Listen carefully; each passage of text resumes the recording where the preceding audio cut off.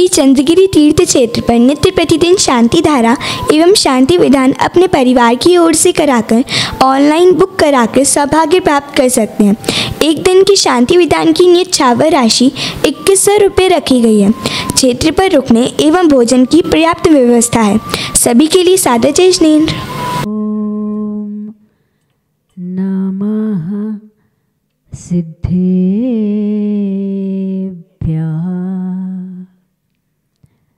जय श्री ओम नमः सिद्धेभ्यः। जय श्री ओम नमः सिद्धेभ्यः। नमः श्री वर्धमानाय निर्धूत कलिलात्मने सालोकानां त्रलोकानां यद् विद्या दर्पणायते यद् विद्या दर्पणायते यद् विद्या दर्पणायते। तुम बीतरागी हुवैराग्यदायी श्री जैनुशासन की महिमा बताई। तुम बीतरागी हुवैराग्यदायी श्री जैनुशासन की महिमा बताई। लाखों को तारा हमने पुकारा, आवाज सुन लो ओ मेरे गुरुवर। श्री विद्यासागर जी गुरुवर हमारे संसार सिंधु के तुम हो किनारे। संसार सिंधु के तुम हो किनारे। सारे सागर छारो हैं मम गुरु मधुर अपार। नमो विद्यासागर गहो भव सागर कर पार। भव सागर कर पार। पंच परमेष्टि भगवंतों की, श्री कुंडलपुर के बड़े बाबा की, मूल नायक चंद्रगिरी महातीर्थ के 1008 श्री चंद्र प्रभु भगवान की, विश्वशंकर चिंतामणि पारसनाथ भगवान की, भगवान महावीर स्वामी की, संत शिरोमणि आचार्य भगवंत गुरुदेव श्री विद्यासागर जी महाराज की, गुरुनाम गुरु श्री ज्ञान सागर जी महाराज की, आचार्य भगवान श्री समय सागर जी महाराज की, 3 कम 9 करोड़ मुनि राजों की,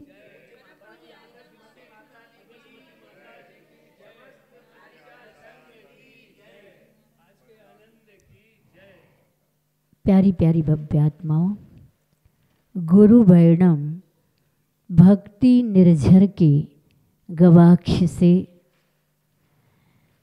आचार्य भगवंत ने अनेक दृष्टिकोण को लेकर के दोहा शतक लिखे हैं, और वो दृष्टि तो सबके पास है, लेकिन दृष्टिकोण आपके पास प्राप्त हो जाए तो जीवन सफल और सार्थक हो जाए, और बत्थु साहबो धम्मो की उपलब्धि आत्म तत्व में हो जाए। सर्वप्रथम आचार्य जी ने पूज्यपाद स्वामी को नमन करते हुए कहा है, पूज्यपाद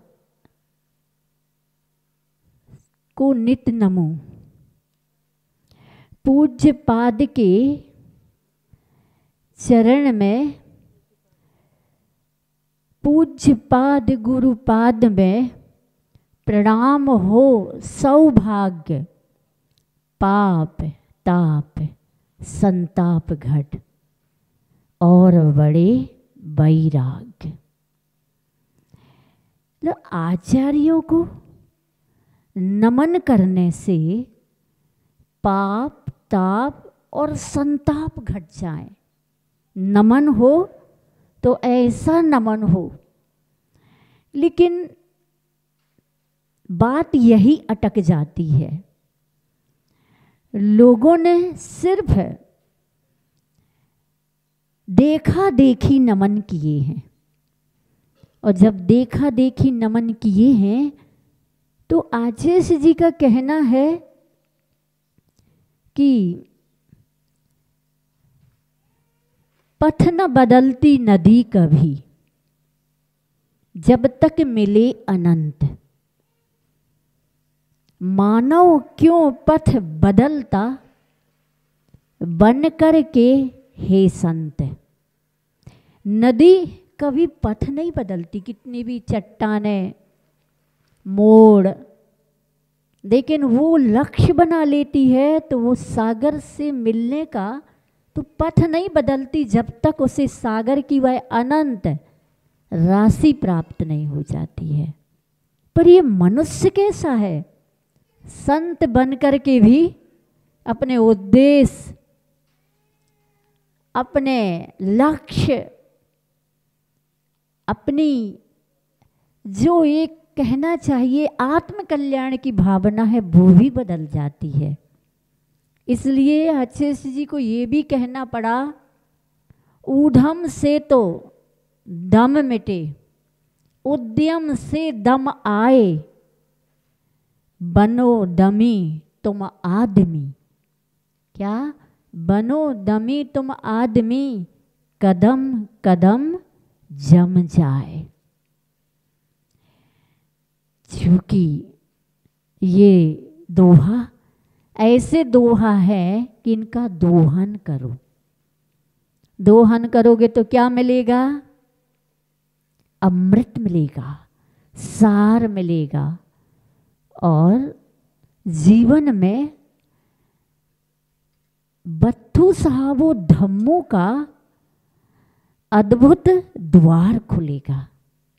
सो गुरु वर्णम के गवाक्ष से आचार्य ने कहा कि आज्ञा मनोनुकूल नहीं होती है, जिन शासन के अनुकूल होती है। अर्थात मन चाही आज्ञाएं गुरु दे नहीं सकते हैं, इसलिए इस मन को महामना से जोड़ देना चाहिए, मन माना नहीं करना चाहिए। कहने का मतलब यह है कि आप लोगों के बीच में स्वाध्याय चल रहा है, और स्वाध्याय का माध्यम रत्नकरंडक श्रावकाचार ग्रंथ है।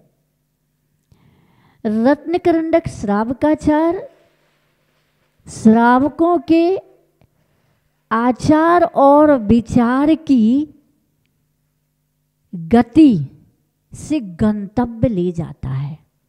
गति हो तो गंतव्य मिलेगा, लेकिन गंतव्य क्या है जिसका अभी निश्चित नहीं हुआ है, इसका निर्णय नहीं हुआ है, वह भटक सकता है और भटकता हुआ दिखाई भी दे रहा है। सम्यक दर्शन का प्रकरण चल रहा है। अगर सम्यक दृष्टि है तो आचार्य जी का कहना रहा, चौथे गुण स्थान का सम्यक दृष्टि भी दृष्टिकोण के साथ जीता है। पंचम गुण स्थान का सम्यक दृष्टि भी दृष्टिकोण के अनुसार जीता, और छठम सप्तम गुण स्थान का सम्यक दर्शन रत्नत्रय के साथ दृष्टिकोण के साथ जीता है। उसकी दुनिया जड़ तक सीमित नहीं रहती है, वह जड़ में रहता है, लेकिन जड़ में घुलता और मिलता नहीं है। अर्थात कर्तृत्व, भोक्तृत्व और स्वामित्व बुद्धि से वह गृहस्थ जीवन में बंधता नहीं है। बंधता दिखाई देता है, लेकिन उसका अभिप्राय क्या रहता है? ये मेरा स्वभाव नहीं। जब ये गृहस्थी का पालन करना भी कर्तव्य है, स्वभाव नहीं, तो फिर जग छोड़ द्वंद्व और ये फंद क्या तोरी सकल जग दंद फंद निज आत्म ध्याओ। ये आत्मा के ध्यान के लिए गृहस्थ सम्यक दृष्टि भी हमेशा प्रसाद रत रहता है। एक एक कदम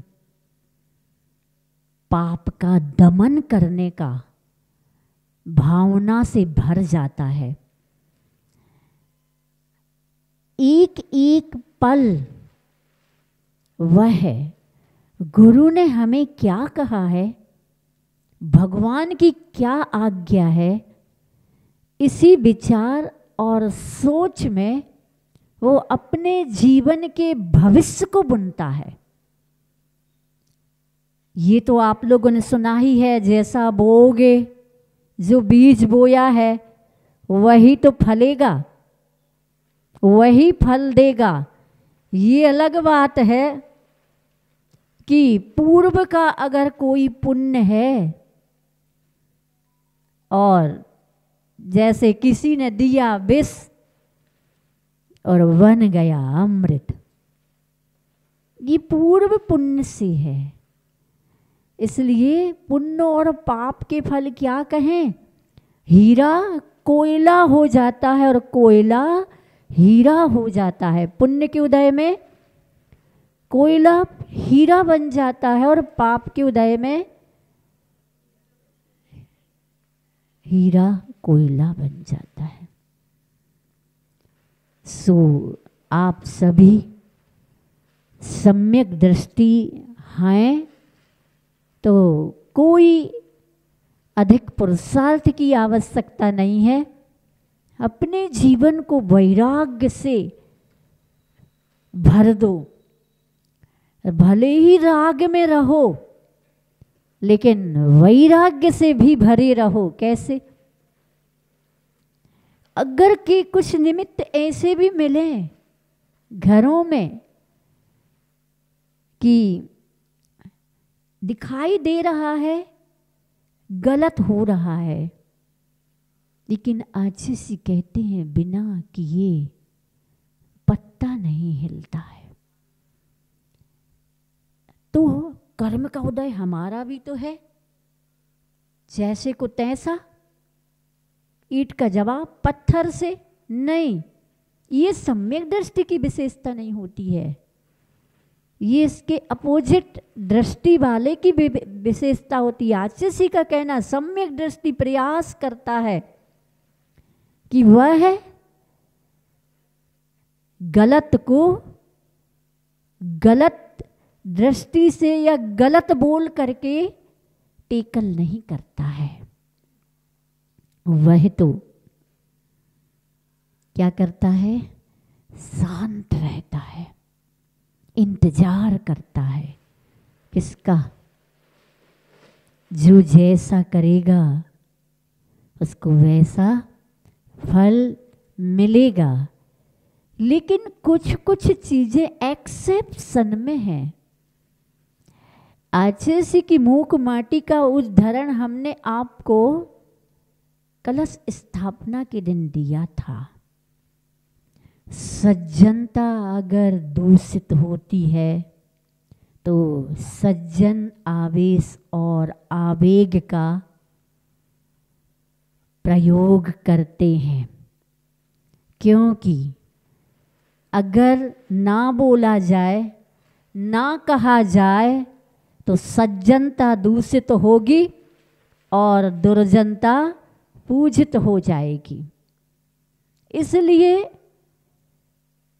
कभी कभी जो ज्ञानी होते हैं, भेद विज्ञानी होते हैं, संत होते हैं, मुनि प्रवर होते हैं, उनको भी सिद्धांत लोपे क्रिया ध्वंसे, सिद्धांत का लोप हो रहा हो और क्रियाओं का ध्वंस हो रहा हो, उस समय चुप नहीं रहते हैं। जटायु के पास ताकत नहीं थी और रावण जब सीता का अपहरण कर के ले जा रहा था तो उसने युद्ध किया। उस समय उसका ये धर्म था। और जब द्रौपदी का चीरहरण हो रहा था, दुशासन के द्वारा राज दरबार लगा हुआ था, बड़े बड़े दिग्गज, अच्छे अच्छे विचारक, श्रीमान, धीमान, बुद्धिमान सब बैठे हुए थे। कोई भी नहीं बोला। ये नहीं बोलना इनका अधर्म था। क्या? ये बोले नहीं, अधर्म था। इसलिए आचार्य जी का कहना है कि मुझे ना महाभारत चाहिए, ना नया भारत चाहिए, मुझे तो स्वर्णिम अतीत का भारतः प्रतिभारतः चाहिए। इसके लिए समझ की आवश्यकता है।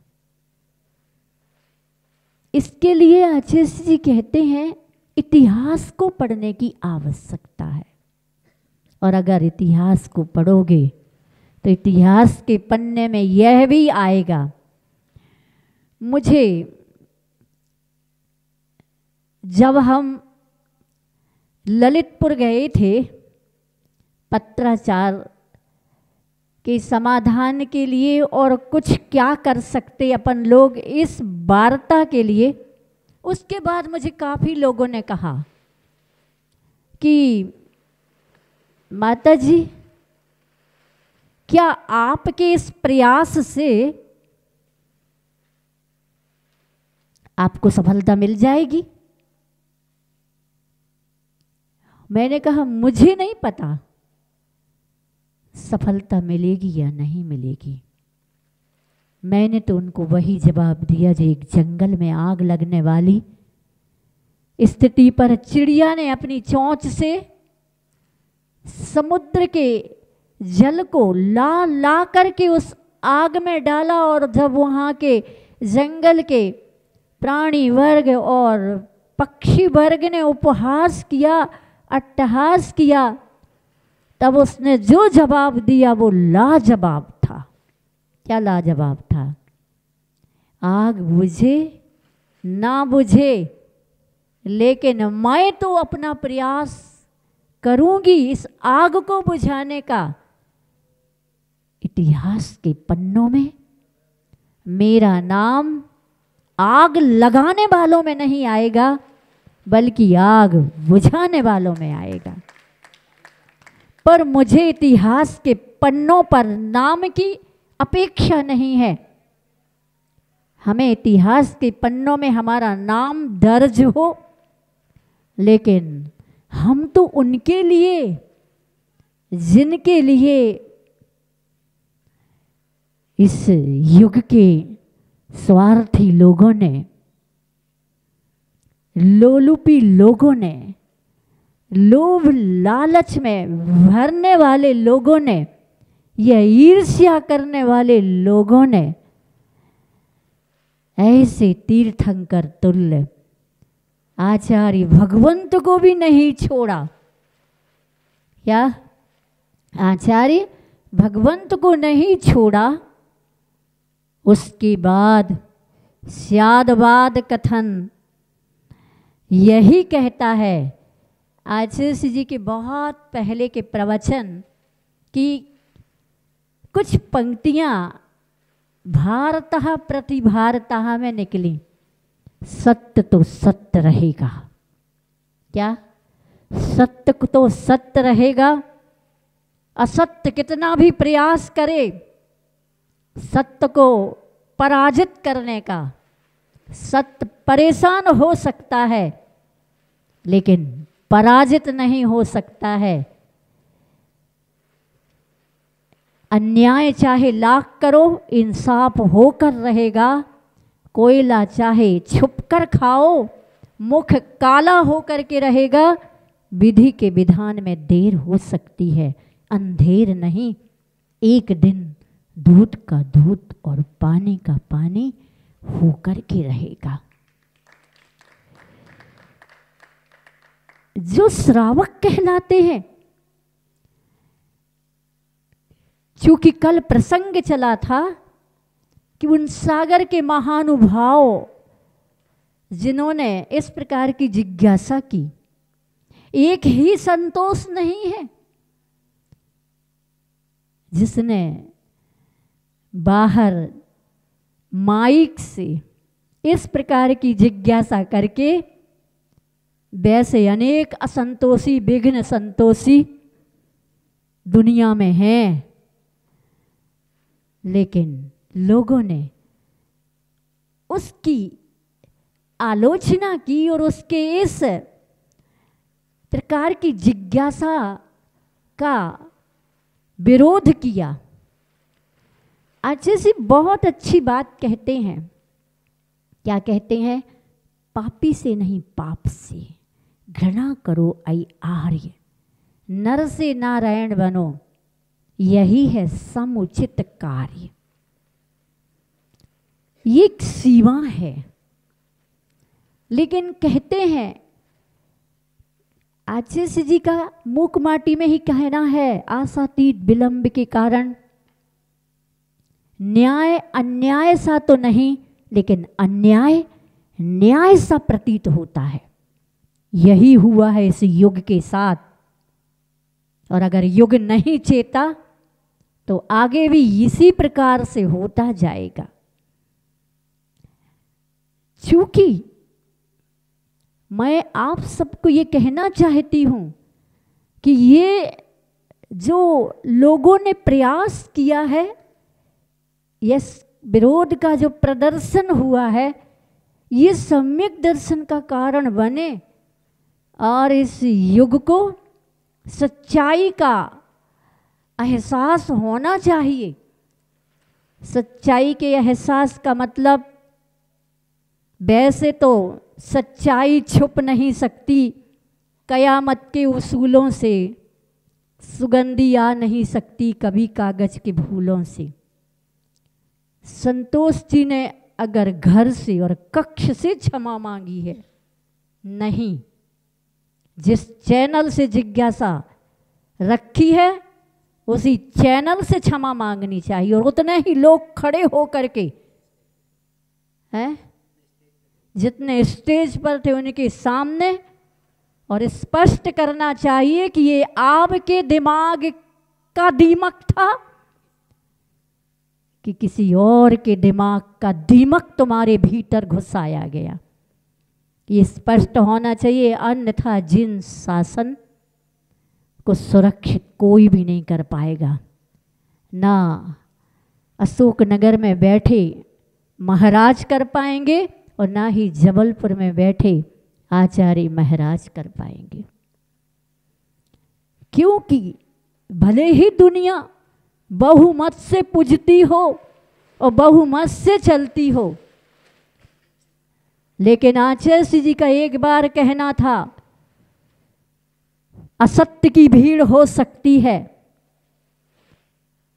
लेकिन सत्य अगर अकेला भी है तो वो आसमान में सूर्य अकेला ही चमकता है और पूरी दुनिया को रोशनी देता है। मैं ये देख रही हूँ जो सत्य के लिए प्रयास कर रहे हैं, आचार्य श्री जी के ऊपर और महान निर्यापक श्रमणों के ऊपर झूठे व्यर्थ के मनगढ़ंत, क्या मनगढ़ंत, आचार्य श्री जी ने एक बार कोई गढ़ंत का त्याग कर रहा था तो आचार्य श्री जी ने कहा, गढ़ंत का त्याग कर रहे हो तो मनगढ़ंत का भी त्याग कर देना, तभी तुम सही अभक्ष के त्यागी कहलाओगे। सो ये स्थितियां अगर बनी रही तो जिन शासन अंधकार में त्रिवहित हुआ दिखाए। वैसे जिन शासन तो अनादि अनिधन है, इसे कोई नहीं मिटा सकता, धर्म का कोई नाश नहीं कर सकता, लेकिन धर्मात्मा विचलित हो सकता है। और धर्मात्मा को कितना विचलित किया जा रहा है, चारों ओर से ऐसे ऐसे आक्रोश, ऐसे ऐसे इल्जाम लगाए जा रहे हैं साधु संतों पर भी, जो कुछ भी नहीं कह रहे, जो कुछ भी आपको सलाह भी नहीं दे रहे। उनके लिए गड़े मुर्दे उखाड़ने से कुछ भी नहीं हुआ हो, फिर भी मुर्दे तो हैं ही नहीं वो, लेकिन फिर भी इन सब को उखाड़ने की क्या आवश्यकता। जैसे इस पक्ष को दबाने के लिए कि जो विरोध प्रदर्शन हुआ, इस विरोध प्रदर्शन में जो सत्य के लिए निरंतर कितनी परेशानियां और आरोप प्रत्यारोप सहने के बाद भी लोगों ने उनका भी पुतला जलाया है, ईर्ष्यावश। अगर युग ऐसा ही रहेगा ना तो वो दिन दूर नहीं है जब छठम काल आएगा, धर्म रहेगा ही नहीं। एक बार आचार्य जी का कहना रहा, क्योंकि आचार्य जी वो संत जिनका एक एक कदम फूक फूक करके आगम से रखते थे, फिर भी लोग कुछ ना कुछ आलोचनाओं की बौछारें करते ही रहते थे, बौछारें करते ही रहते थे। आचार्य जी का कहना रहा, लगता है पंचम काल अंत की ओर है और छठम काल प्रारंभ की ओर है। धर्म प्रेमी बंधु, जो इसके लिए प्रयास कर रहे हैं उनको भी समझने की कोशिश करो। हम उनको कहना चाहते हैं कि आप एक पक्ष का सुन रहे हो, एक पक्ष के मंच से आपको ऐसा लग रहा है कि कोई दूसरा पक्ष जो बहुत अति मात्रा में सामने वाले को हिलाता है, उकसाता है, उत्तेजित करता है, परंतु हमारा जिन शासन अनेकांत शादवादमय है। आचार्य जी कहते एक हाथ से ताली नहीं बजती है, तुम उस दूसरे हाथ की भी ताली को देखो। आचार्य जी कहते कि पारसनाथ भगवान और कमठ का बैर 10 भाव से चला पारसनाथ की जीभ का। पारसनाथ भगवान को जब से समझ आई, एक तरफा बैर चला, क्या एक तरफा बैर चला। आचार्य जी कहते हैं कि ऐसा नहीं कह सकते हैं कि पारसनाथ भगवान का कोई दोष नहीं। अतीत देखो, उन्होंने कमठ के साथ कुछ ना कुछ ऐसा निकाचित गलत किया होगा, उसी का ये परिणाम 10 भाव तक बैर लिया। वो ना समझ की दशा में हुआ था। हम तो समझ रहे हैं, हम तो धर्म सभा में बैठ करके कौन सी बातें और कौन सी चर्चाएं हो रही हैं, उससे लगता है लोगों के मन में आता होगा कि ये कौन है जो इस प्रकार का कार्य करता है। खोजने की कोशिश करो, समझने की कोशिश करो। और आचार्य जी के काल खंड में जो सबको एक अद्भुत दिव्य अनुभूति होती थी उनकी चर्या से, उनकी चर्चा से, उनकी देशना से, उस युग को अगर आप पुनः देखना चाहते हो तो बहुत शीघ्र ही सच को लोगों के सामने रखा जाए। अब अकेले में रखने का भाव नहीं है। अकेले में तो रख चुके होंगे, रखा होगा, ये आपकी बात है। लेकिन जिसको अनुचित शब्दों से चैनल में घोषणाएं और अनेक प्रकार की उत्तेजनाओं के साथ हुआ है, उनका क्या होगा? उनको तो अभी भी उनके साथ गलत हो रहा है। वो लोग आपके पीछे नहीं पड़े हैं, वो उनके पीछे पड़े हैं जो आपके पीछे पीछे गलत होने के बाद सम्मान को प्राप्त हो रहा है। इसलिए मैं चाहूंगी कि विरोध प्रदर्शन में सबकी एक ही मांग होना चाहिए कि वह उसी चैनल से क्षमा मांगे और ये भी स्पष्ट करे, क्योंकि स्पष्ट हो चुका है, उसने स्पष्ट कर दिया है। अब पत्राचार का रहस्य खुलने में देर नहीं है, बिल्कुल समीप में है, निकट में है। क्योंकि कितना भी छुपाओ, गलत छुपता नहीं है, पाप छुपता नहीं है। पुण्य है तब तक जब तक तेरे पुण्य का बीता नहीं करार, तब तक तुझको माफ है, गुनाह है करो हजार। हम चाहेंगे, हमने कल बड़े बड़े अरबपति, खरबपति, करोड़ों का दान देने वालों को कहा था। आज हम कहेंगे उन लोगों को कि जो इतना तो दान नहीं दे पाते हैं, लेकिन जो इतना तो समझते हैं कि आचार्य भगवंत का व्यक्तित्व, परम पूज्य आचार्य नवाचार्य समय सागर का व्यक्तित्व और आचार्य भगवंत निर्यापक श्रवण श्री योग सागर जी का व्यक्तित्व हो सकता है। उन्होंने इतने तीर्थ नहीं बनवाए, नए नए उन्होंने कोई योजनाएं नहीं की, क्योंकि वो गुरु आज्ञा में इस प्रकार से थे। गुरु ने अगर नहीं कहा तो नहीं करेंगे। गुरु ने कहा अध्यात्म जीवन जीना है तो अध्यात्म के साथ। हो सकता है कभी कोई कमी दिखी हो और कोई रोक टोक हुआ हो, ये सारी चीज़ें तो एक घर की चीज़ें हैं। सो अरबपति खरबपति के घर में भी एक दूसरे को संभाला जाता है। और कैसे कुंभ को मूक माटी में कुंभ बनाया है मिट्टी से, आप अगर उसको पढ़ लोगे तो आज ऐसी तो ज्यों की त्यों धर दीनी चुनरिया, जो हकीकत में एक शिष्य का, मुनि शिष्य का, आर्य का शिष्या का निर्माण कैसे गुरु करते हैं, जिनकी दृष्टि में भेद विज्ञान होता है, भेदभाव नहीं। युग उनके लिए कहता है कि आप परिवार के प्रति मोह रखते रहे। अरे तुम्हें क्या पता, तुमने ऐसे महान व्यक्तित्व के अनंत गुण और अनंत उस विशाल व्यापक हृदय को पढ़ा कहाँ है।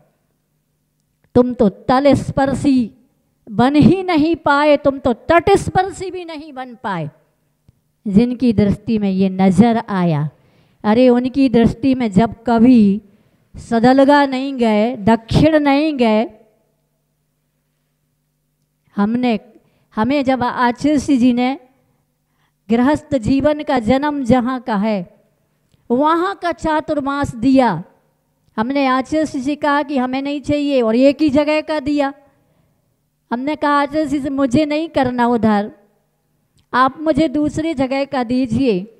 तो आचार्य जी कहते कि नहीं, मैंने वहाँ का कहा है तो तुम्हें वहाँ जाना। तो हमने पुनः कहलवाया कि आचार्य जी आप भी तो कभी दक्षिण नहीं गए। तो आचार्य ने कहा अगर मेरे गुरु कहते तो मैं अवश्य जाता, मुझे गुरु नहीं कहा।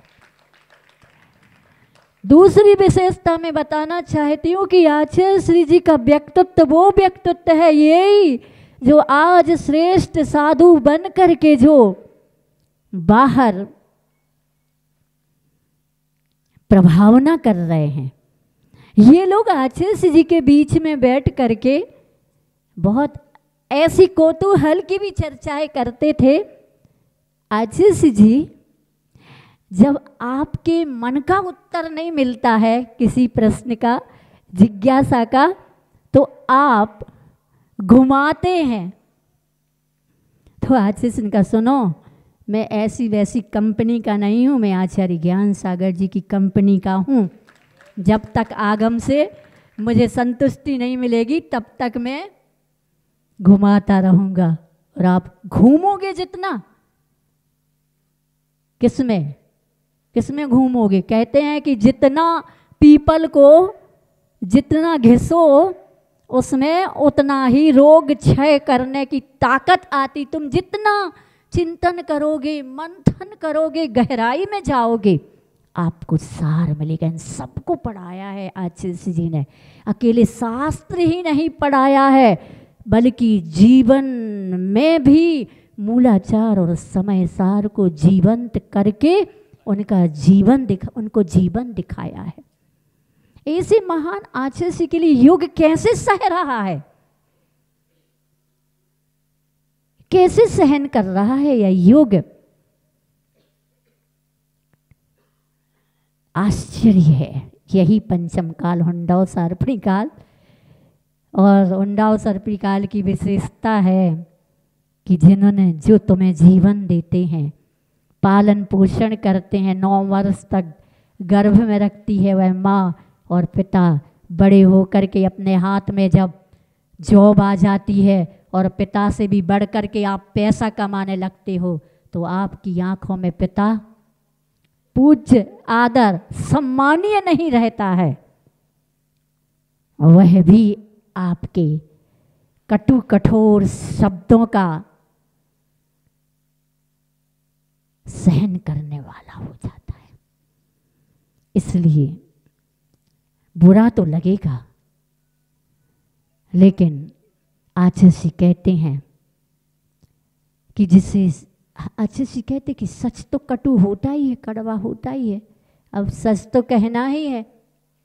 इसलिए सब लोग विचार करो, जिन शासन के लिए तो विचार करो, या आखिर जिन शासन का क्या होगा। मैं उनको कहना चाहती हूँ वो जो आचार्य जी के सानिध्य में 1976 से जुड़े हैं, बचपना था उनका, हम भी 78 से जुड़ी, जो आज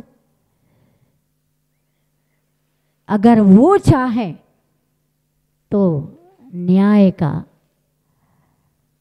और जिन शासन का ख्याल रखे इस पुद्गल की खाल में, तो इस तूफानी अंधाधुंध उठने वाले धुआं का समन हो सकता है। तो चूँकि रत्नकरंडक श्रावकाचार चल रहा है और यह भी एक श्रावकाचार का ही कथन किया है कि श्रावक का कर्तव्य है यथा यथम। यथा यथम शब्द कहता है आपको किसी का नहीं, आप तो सच का साथ दो ना, सच का मीडिएटर बन जाओ ना। आप न इस पक्ष के बनो ना उस पक्ष के बनो, मीडिएटर तो बन जाओ। आचार्य जी कहते हैं ऐसा मीडिएटर बनना जैसा इतिहास के पन्नों में अलगू चौधरी और जुम्मन शेख ये दो घनिष्ठ मित्र थे। जब इनमें से एक मित्र के द्वारा कुछ गलत हो जाता है तो पंचायत बिठाई जाती है और अलगू चौधरी को उस पंचायत पीठ का मुख्य बनाया जाता है न्याय के लिए, और उसने न्याय दिया तो जुम्मन शेख को बुरा लगा कि ये आज मेरा मित्र होकर के मेरा साथ नहीं दे रहा। नहीं, उसने बुरा नहीं माना, उसने मित्रता को एक अवसर दिया। और एक वक्त ऐसा आया कि अलगू चौधरी का कुछ आरोप हो आया किसी के द्वारा, तो जुम्मन शेख को उस पीठ का निर्णायक बनाया। तब जब उसने न्याय दिया, न्याय की पीठ पर न्याय दिया, तब जुम्मन शेख की आंखें खुल गईं कि इस पीठ पर जो भी बैठता है वो परमेश्वर का रूप हो जाता है। और जब परमेश्वर का रूप हो जाता है तो यहाँ दूध न्याय में अपना और परायापन नहीं देखा जाता है, बल्कि न्याय तो न्याय होता है, सत्य तो सत्य होता है। ऐसे सत्य को उद्घाटित करने के लिए आप सब लोग सर्वसम्मत हैं या नहीं हैं, मैं इसकी परवाह नहीं करती हूँ, लेकिन उन महानुभाव से आप क्षमा मंगवाओ और जो उनने अपने घर में कहा है वो आप जिज्ञासा चैनल से कहलवाओ। तब युग को अच्छा भी लगेगा और यह भी लगेगा कि अब धर्म हम बचा सकते हैं और धर्म बच सकता है, और गुरु की आन वान और शान को हम पुनः उनको कोई सूर्य को कौन धूल फेंक सकता और कीचड़ से धूमिल कर सकता है। लेकिन ये हम शिष्य और शिष्याओं के कर्तव्य होते हैं कि गुरु ने जो दिया है उसकी काउंटिंग भी नहीं है। और आप सुन करके सब हंसते रहे, ऐसे ही सब द्रौपदी के चीर के हरण पर हंसते रहे होंगे। इतनी बड़ी घटना किंवदंती तो है, लोकोक्ति तो है कि द्रौपदी का चीर हरण हुआ और बड़े बड़े लोग देखते रहे। क्या ऐसे ही महाभारत आप देखते रहोगे? इसलिए आचार्य तो ऐसे साधक थे जिनको अर्घावतारन असि प्रहारन में सदा समता धरन, बौछारें पर बौछारें होती रहीं आलोचनाओं की, लेकिन आचार्य ने कभी हाथ से माइक भी नहीं छुआ, घड़ी भी नहीं टच की।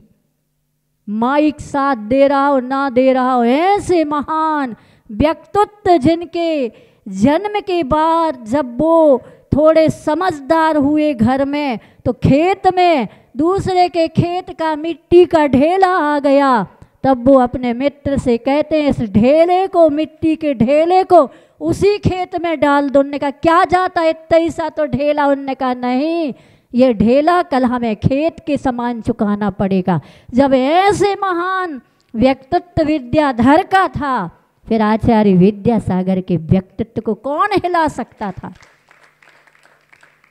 ना आधुनिक दौड़ हिला पाया, ना भौतिक चकाचौंध हिला पाई, ना लोगों की प्रशंसाएं हिला पाई, ना लोगों की स्तुतियां हिला पाई। वो तो सबसे निष्प्रह और निरीह रहे। ऐसे आचार्य भगवंत के लिए आप सब लोग मीडिएटर बन करके दोनों पक्ष को सुन करके अगर आप फिर से न्याय देने की बात कर लें तो अच्छा है। लेकिन इस जिज्ञासा समाधान के व्यक्ति को तो चैनल के सामने ही खड़ा किया जाए और समाधान लिया जाए इस भावना के साथ। सम्यक दृष्टि यही करता है यथा यथम, और वह अज्ञान को दूर करता है और लोगों में भ्रमित संदेह की धारणाओं को मिटाता है, और वह निकाचित और निधत्ती जैसे अशुभ कर्मों से खुद को बचाता है और दूसरे को भी बचाने के प्रयास करता है। इस भावना के साथ हम सबकी भावनाओं का ध्यान दिया जाए। बोलिए 1008 श्री चंद प्रभु भगवान की। परम पूज्य आचार्य भगवंत गुरुदेव श्री विद्यासागर जी महाराज जी की। आज इंदौर के जो प्रतिभा स्थली दयोदय नेमावर के जो कर्मठ ट्रस्टी हैं, ये कमठ नहीं है, ये कर्मठ हैं। ये सीढ़ी को पत्थर बनाने वाले नहीं हैं, बल्कि पत्थर को सीढ़ी बना करके आचार्य भगवंत की भावनाओं के अनुरूप आकार दे रहे। जैसे कि यहाँ का ट्रस्ट है, चंद्रगिरी ट्रस्ट भी भले चींटी की चाल चल रहा है, लेकिन चल रहा है।